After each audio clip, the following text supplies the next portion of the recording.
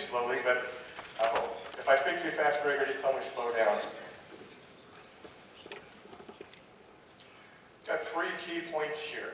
I'm going to talk about the healthcare.gov. This is a U.S. initiative for healthcare, and I'm not going to talk about the political part, but I'm going to talk about the IT part. The IT part was a disaster that we can learn from. I'm going to talk about estimation as being critical and a core process that everyone should use in a repeatable way. And how viable estimation really is part of an affordability process. That just estimating something and coming up with what we think it'll cost or how long we think it'll take is only part of the job. That the full job would be to actually figure out what's the best or most affordable solution. And the most affordable isn't always the lowest cost, but it's the best value. Now, Obamacare, I don't know how much you hear about it over here. It was called the Affordable Health Care Act. And the goal was to get uninsured people in the United States with health insurance insured. There's big problems in healthcare in the United States. It's very expensive and keeps on getting more and more expensive. But there are some people who didn't have health care. So the goal was to get health care for everyone. Now again, I'm going to stay away from the political things because politically it's working really poorly. But here's the problem. So they said, okay, by last year in October, everyone who didn't already have health care needed to register on this website to get health care. And there the problem started. Now, as we look at healthcare.gov and some of the problems there, we're going to see problems that aren't just unique to the U.S. government or to healthcare, but that are everywhere. We're going to see that there were decisions to try to do too much in too little time, with too little budget. Everybody tried to blame everybody else, but the truth is it was impossible to build that system in that amount of time.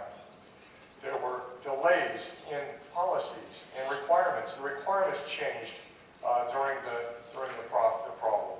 There were huge complexities in integration. There was no time for testing.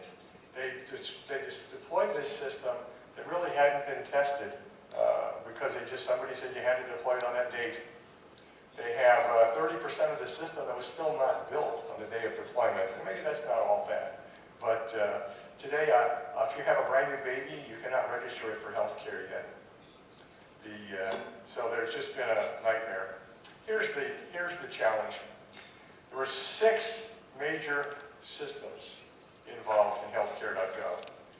55 different contractors, 55 different development organizations, 5 different agencies of the U.S. government all trying to coordinate, and 3,300 healthcare providers, 5,300 companies that wanted to give healthcare. So you can see there's a lot of stakeholders here, a lot of potential for problems. If you look at the latest news on healthcare.gov, and this is from a few weeks ago, it just doesn't work. There's not much security. Again, if you have a baby, you can't register for healthcare only because the system doesn't work, and it goes on and on.